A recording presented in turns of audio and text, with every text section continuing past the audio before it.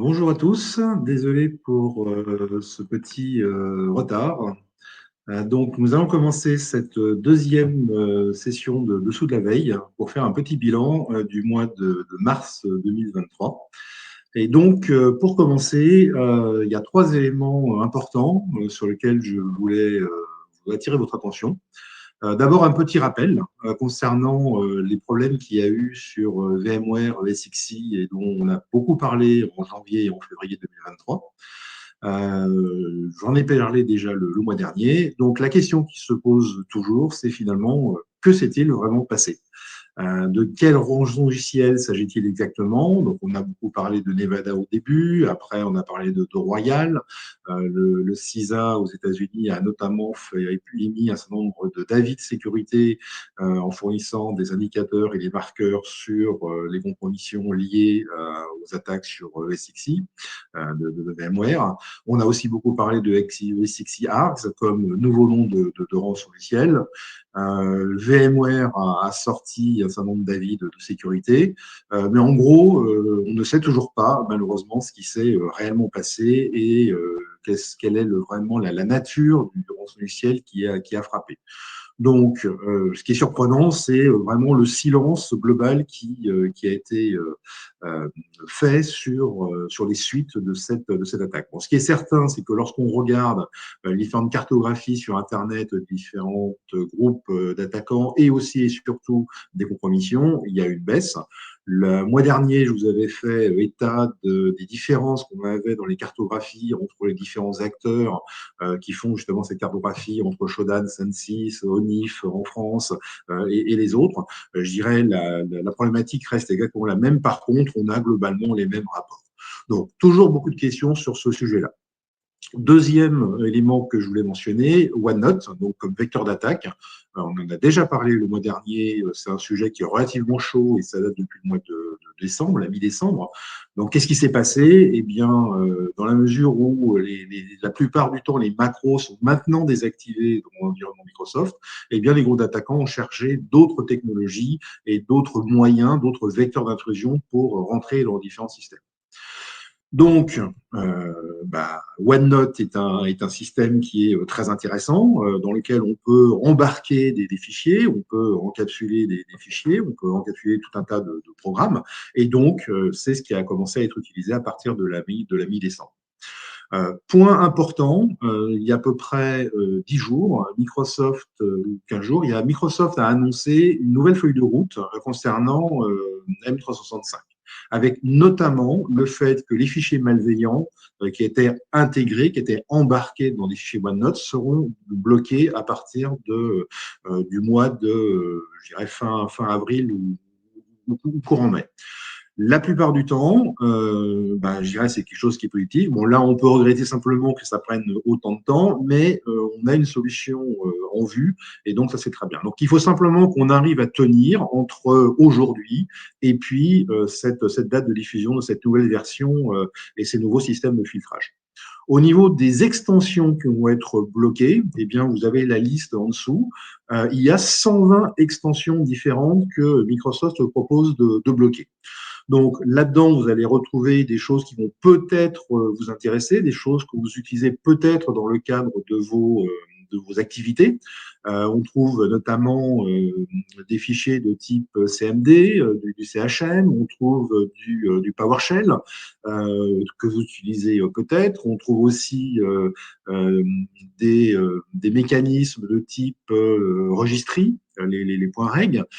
Donc, c'est à vous de voir en fait ce que vous pourrez ou pas vraiment bloquer. Mais en tout cas, on a une visibilité sur quelque chose qui est relativement satisfaisant. On aura une solution qui nous permettra, au sein même du système de OneNote, de pouvoir bloquer ces extensions. Donc, c'est le point notable, donc un signe d'espoir.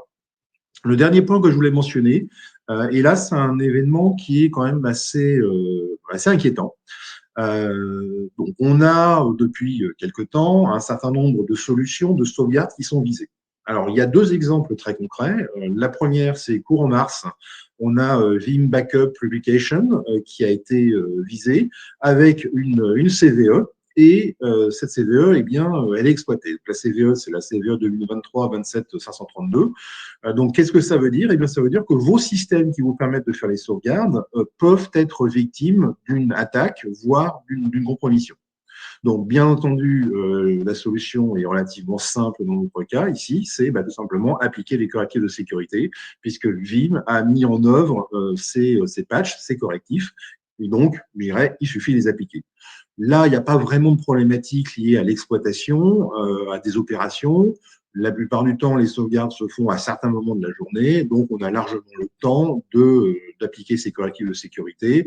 Ça ne prend pas non plus beaucoup de temps, il n'y a pas d'effet de bord et maintenant c'est quelque chose qui est relativement maîtrisé. Donc, il n'y a plus qu'à faire si ça n'a pas encore été fait dans vos environnements, mais c'est vraiment quelque chose qui est important. Le deuxième point que je voulais mentionner, c'est Veritas. Eh bien, Veritas Backup fait lui aussi l'objet d'un certain nombre d'attaques, notamment par le rançon logiciel qui est Alpha-V. Et là, Alpha-V va exploiter trois vulnérabilités. La CVE 2021 27 876, 877 et 878. J'ai mis en gras le chiffre qui pour moi est le plus important, c'est 2021. Une CVE qui date de 2021, ça veut donc dire que c'est une CVE qui a maintenant 2 ans, puisqu'elle a été publiée par Veritas, enfin plutôt les correctifs de sécurité ont été publiés par Veritas en mars 2021. Donc depuis 2 ans, les correctifs sont disponibles. Néanmoins, eh bien, LV profite des vulnérabilités, de ces vulnérabilités non corrigées dans un certain nombre d'entreprises pour, eh bien, je dirais, faire ces opérations malveillantes et donc lancer des opérations de cryptolocage et donc de créer un certain nombre de problèmes majeurs au niveau des entreprises. Bon, on a 2 cas comme ça. Est-ce que ça doit nous alerter? Pour moi, oui. Au moins se poser la question, est-ce que finalement les systèmes qui nous permettent de sauvegarder les données de notre entreprise, est-ce qu'ils sont à jour?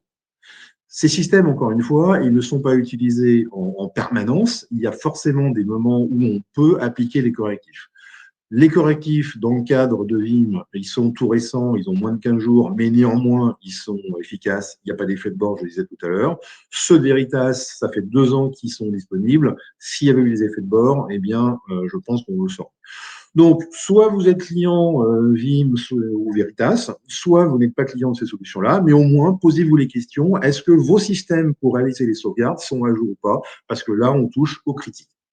Et puis, je voulais revenir sur une chose. Dans le titre, j'ai mis sauvegarde et restauration. C'est quand même ça l'objectif principal d'une solution de sauvegarde. On ne fait pas des sauvegardes pour se faire plaisir, on fait des sauvegardes pour pouvoir restaurer. Donc, si notre système cœur critique pour la pérennité de l'entreprise et des données n'est pas fiable, est à risque, n'a pas été corrigé correctement, eh bien là, on va au-devant de graves ondes. Donc voilà.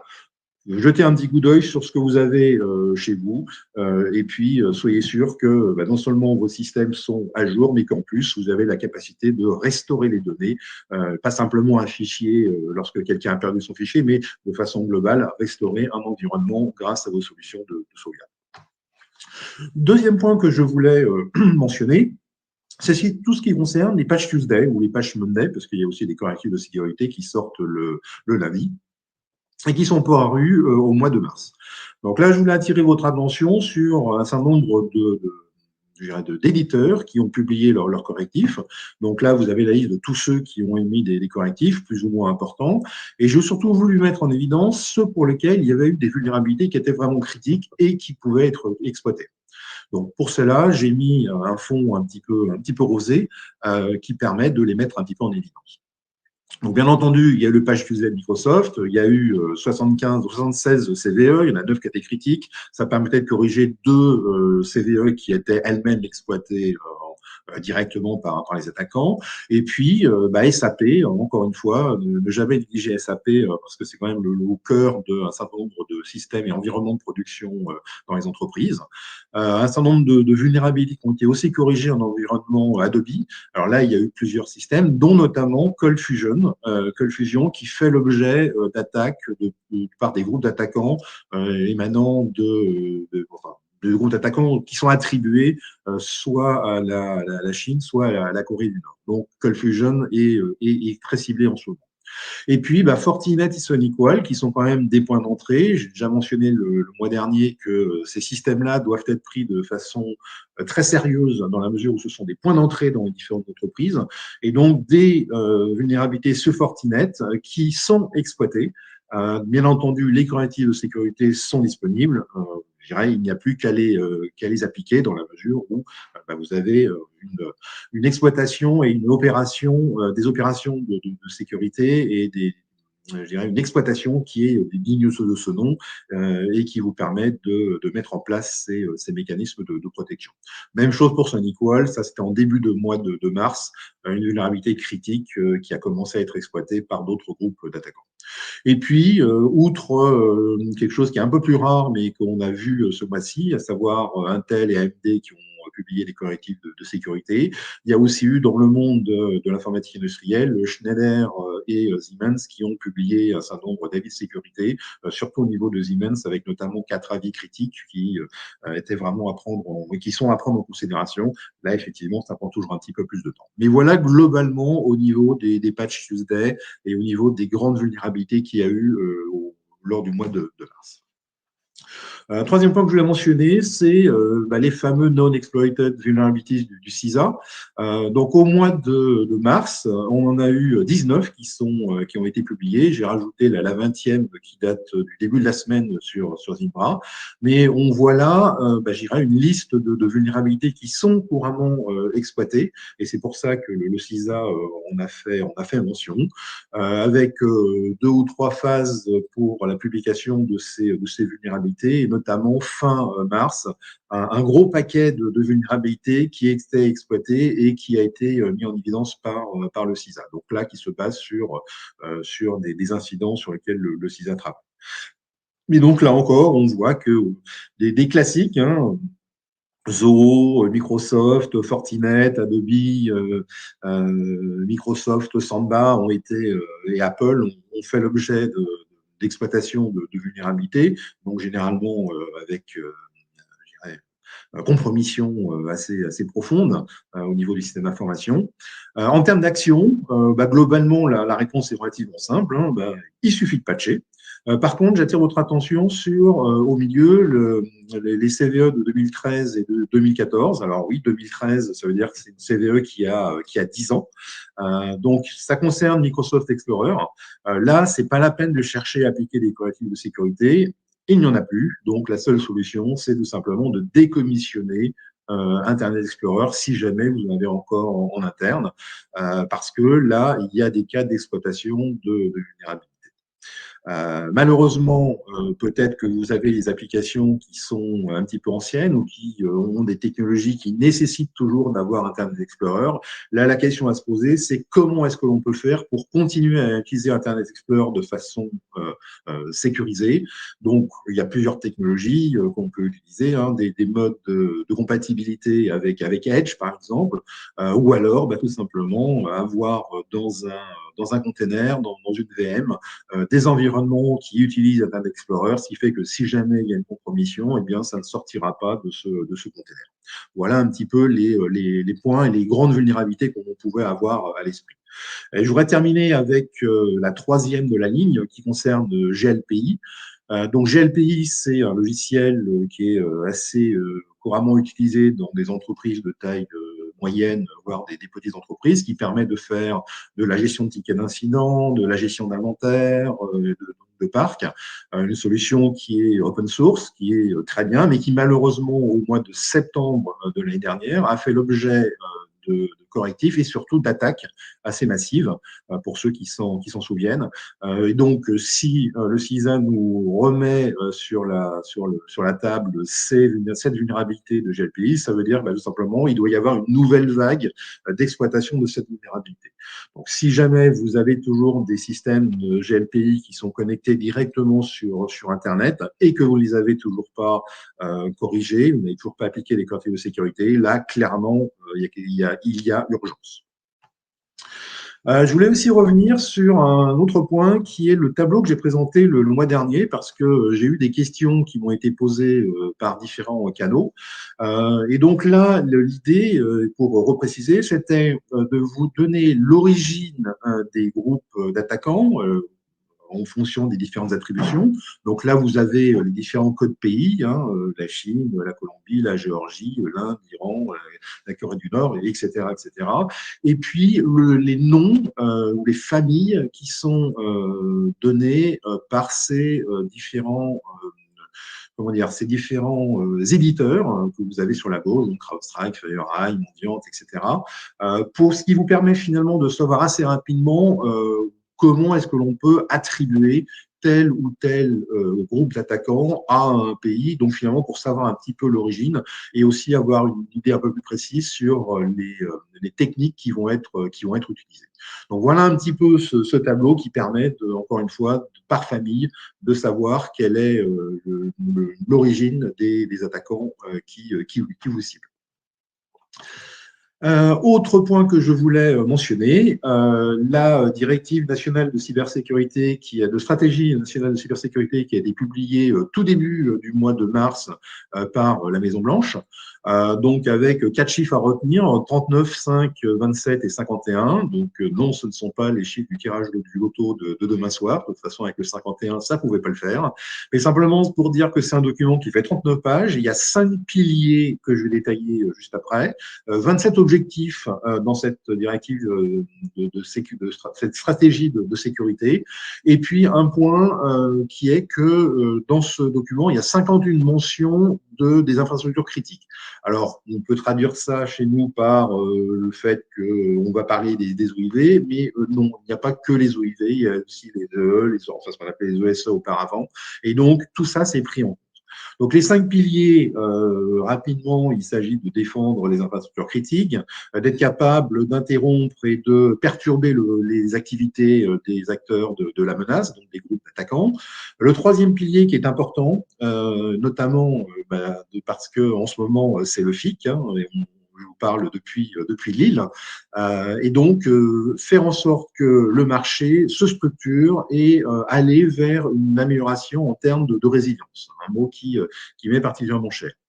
Le quatrième pilier, c'est justement de nouveau reparler de cette résilience et aller, et donc c'est un objectif, hein, c'est de viser un futur qui soit beaucoup plus résilient, donc intégrer cette notion de résilience dans la conception des infrastructures, dans la conception des produits et autres. Et puis le cinquième pilier qui est finalement la création d'un écosystème ou d'un ensemble de partenariats aussi bien au niveau local, national, partenariat public-privé, qu'au niveau international. Et donc, ça nous amène donc sur ces 27 objectifs qui sont regroupés en fonction de chacun des piliers. Donc, vous pourrez lire à loisir hein, lorsque nous publierons les slides. Mais on arrive finalement toujours au même point, aux mêmes fondamentaux. Quand on regarde le premier pilier, ben, on retrouve en 1.4 la notion de plan de réponse à des incidents et avoir des processus. Donc, il ne s'agit pas simplement de pensée technique, c'est vraiment une problématique d'organisation.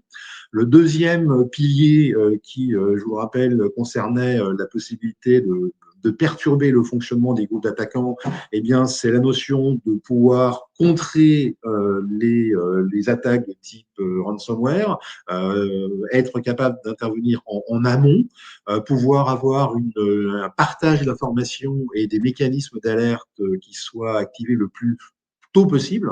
Vous avez notamment une initiative qui a été lancée par la CISA, justement, qui a pour vocation de prévenir en avance de phase les victimes, les futures victimes de rançongiciel.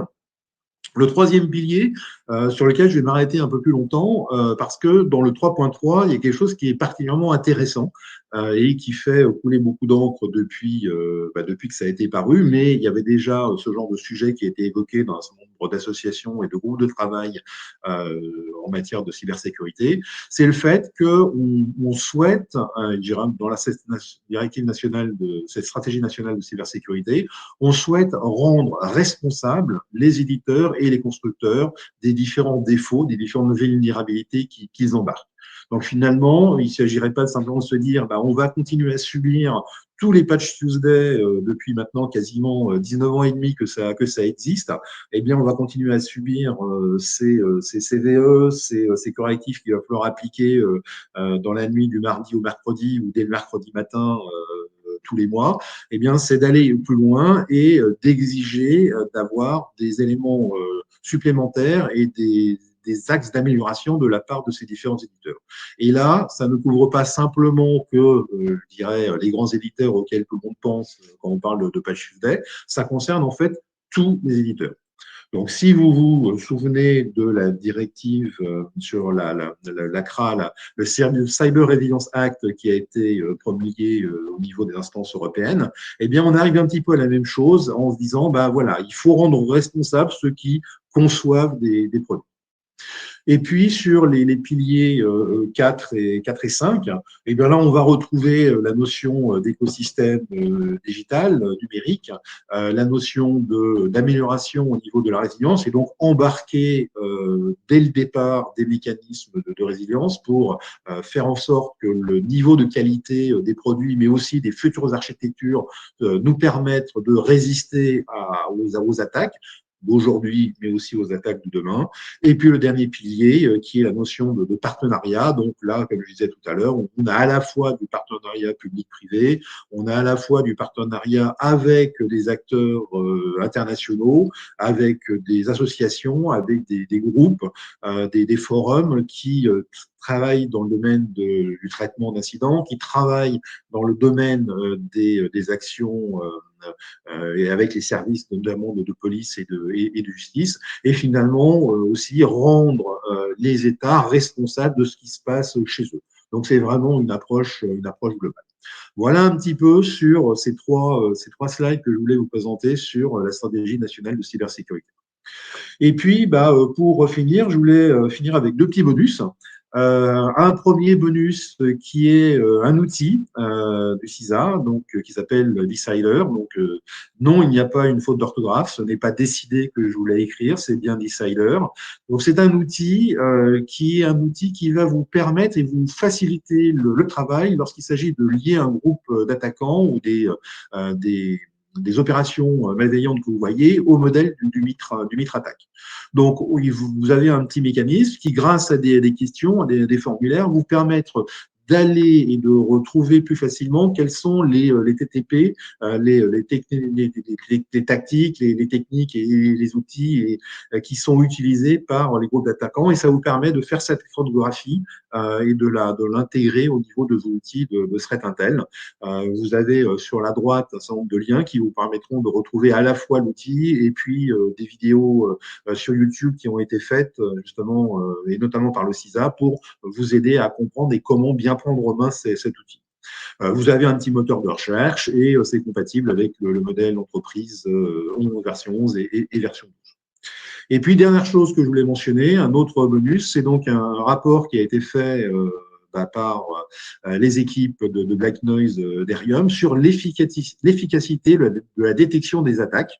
Donc, c'est le baromètre de l'année 2022 qui vient de sortir, avec 4 points dans le rapport, l'analyse des capacités réelles de cyberdéfense, des tests et donc comment est-ce qu'on travaille et comment est-ce qu'on peut comparer les résultats par rapport à la cyber kill chain, donc voir où est-ce que on est, je dirais, la capacité et l'efficacité de la détection est plutôt bonne ou elle est plutôt moyenne, on va le voir juste après.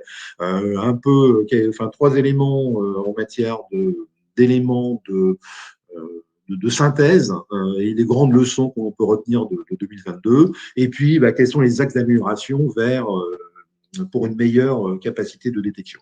Donc, vous pouvez télécharger le rapport. Il est sur la partie, vous avez le lien sur la partie droite. Et puis, c'était donc savoir simplement que cette étude repose sur quasiment entre 85 campagnes de simulation qui ont été réalisées sur 11 pays en 2022. Donc, vous avez quand même une représentation qui est assez exhaustive. Et puis, 3 éléments principaux en matière de de synthèse. Premièrement, le fait que on se rend compte que le taux de détection global reste relativement faible, même si on trouve à droite à gauche des solutions de type détection d'intrusion ou des EDR ou autres, eh bien, globalement, c'est quand même relativement faible, notamment sur les aspects réseau. Point important. Deuxième point, c'est que justement, l'EDR, c'est finalement ce sur quoi de nombreuses entreprises essayent de se reposer en matière de détection. Eh bien, là, la question, c'est est-ce que votre EDR est efficace? Est-ce qu'il a été calibré? Est-ce qu'il a été installé et puis il vit tout seul? Est-ce que, je dirais, il est mis à jour de façon récurrente? Et puis surtout, est-ce qu'il est réellement capable de détecter? Donc là, vous aurez des réponses dans le rapport. Et puis, le troisième point, c'est finalement le maillon faible. Ce sont les attaques réseau qui, la plupart du temps, passent sur le radar. Et dans les campagnes de tests qui sont réalisées donc, avec le BAS qui s'appelle Black Noise, eh bien, on se rend compte que la détection sur les aspects réseau, malheureusement, n'est pas vraiment bien pris en compte. Et là, il y a un clair manque d'efficacité au niveau des différentes entreprises dans ce qu'elles ont déployé. Finalement, on arrive à des tops et à des flops. Et donc, au niveau des tops, eh bien, plutôt, je dirais, au niveau système. Et donc, c'est là où, la plupart du temps, on fait reposer beaucoup de choses sur le DR. Tout ce qui est escalade de privilèges ou exécution de calls malveillants, eh bien, c'est plutôt bien pris en compte, avec un niveau un peu plus bas la partie mouvement latéral, malheureusement, alors que c'est quand même une technique qui est principalement utilisés par les attaquants lorsqu'ils ont commencé à prendre pied au sein d'une entreprise. Et puis, dans les flops, là, les choses qui sont très très mal détectées, il y a toute la phase de reconnaissance et d'accès initial. Donc, en gros, ça veut dire qu'on n'est pas vraiment capable de détecter les premières phases d'attaque qui sont menées par les groupes d'attaquants. Et donc, que finalement, l'efficacité des systèmes de détection que l'on a pu tester pendant cette année 2022 eh bien, est relativement faible. Donc là, clairement, c'est un axe d'amélioration. La phase de découverte aussi, lorsque les attaquants sont rentrés et qui commencent à essayer de regarder tout ce qu'il y a autour. Et puis le dernier aspect, c'est la partie exfiltration. Donc voilà, c'est un petit extrait du rapport. Vous avez beaucoup plus d'informations dedans et donc je vous encourage à le télécharger. Voilà les différents éléments que je voulais mentionner pour ce mois de mars. Donc, l'idée, encore une fois, dans ces dessous de la veille, c'est de faire court, d'aller à l'essentiel, donc de faire pas forcément d'être exhaustif. Néanmoins, si vous avez des questions complémentaires, eh bien, je suis à votre disposition pour répondre. Alors, je vais me diriger vers l'outil pour voir s'il y a des questions.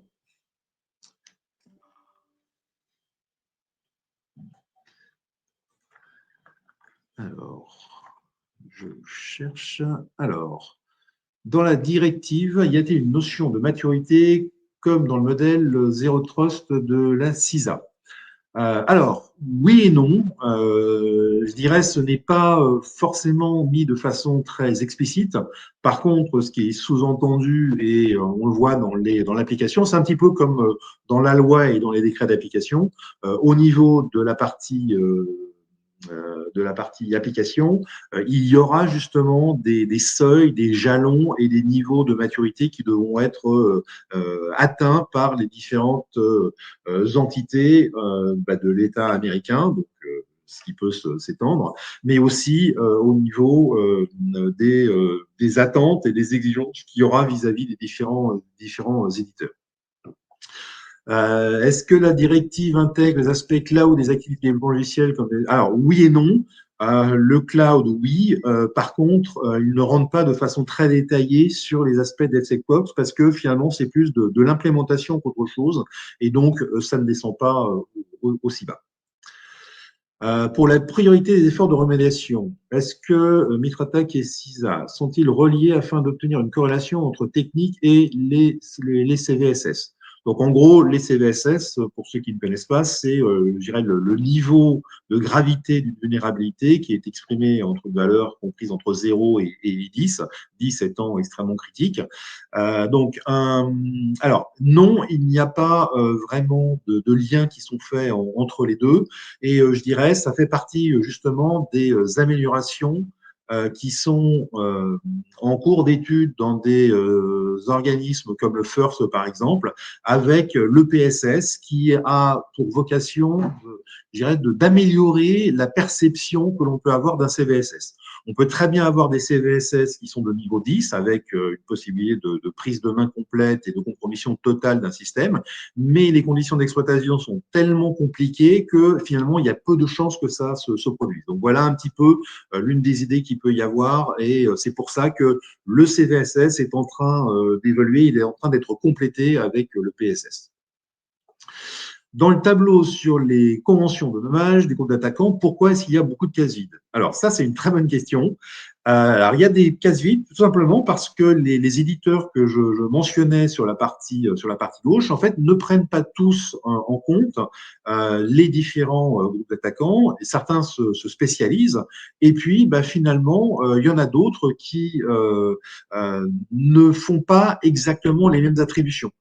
Tous les éditeurs n'ont pas la même approche, n'ont pas la même lecture des groupes d'attaquants, ils n'ont pas forcément tous les mêmes IOC. Donc c'est pour ça qu'on arrive parfois à avoir un même groupe d'attaquants qui est identifié de façon différente entre différents éditeurs ou dans différentes plateformes de threat intel. Concernant la vulnérabilité détectée sur VMware, est-ce qu'un moyen est connu pour déchiffrer les données? Alors, ça, c'est aussi une très bonne question. Donc, merci aux participants du FIC de l'avoir posée. Alors, oui et non. Tout dépend de quand date votre compromission. Aux alentours de la mi-février, le CISA a publié un outil qui permettait de déchiffrer les données qui avaient été bah, cryptoloquées par le ransomware en question. Ce qui s'est passé, c'est que une fois que l'outil a été publié, 24 heures après, le groupe d'attaquants a modifié sa technique de chiffrement. Ce qui fait que si vous avez eu, entre guillemets, la chance d'être victime, je dirais, dans la première partie, jusqu'à la première partie du mois de février, oui, vous devriez être capable de récupérer vos données. En revanche, si vous avez été malheureusement victime en deuxième partie du mois de février, là, pour l'instant, il n'y a pas d'outil de récupération.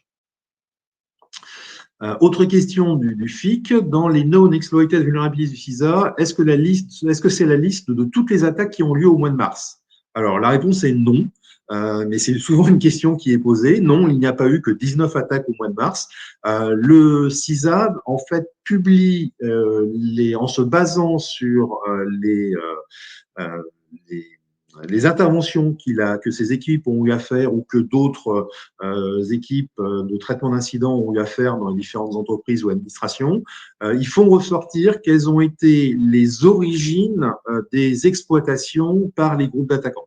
Donc, en gros, ce que ça veut dire simplement, c'est qu'au mois de mars, on a eu, en mettant de côté les 800 et quelques autres vulnérabilités qui sont déjà dans la liste du CISA, on a eu 19 nouvelles techniques d'attaque qui ont été détectées et sur lesquelles les équipes du CISA ont dû travailler. Voilà. Voilà. On n'est pas dans une liste exhaustive. Il ne s'agit pas pour le CISA de dire toutes les vulnérabilités qui existent. Il s'agit vraiment de ne parler que des vulnérabilités qui ont été exploitées et qui ont fait l'objet d'un traitement. Voilà, je regarde s'il y a d'autres questions.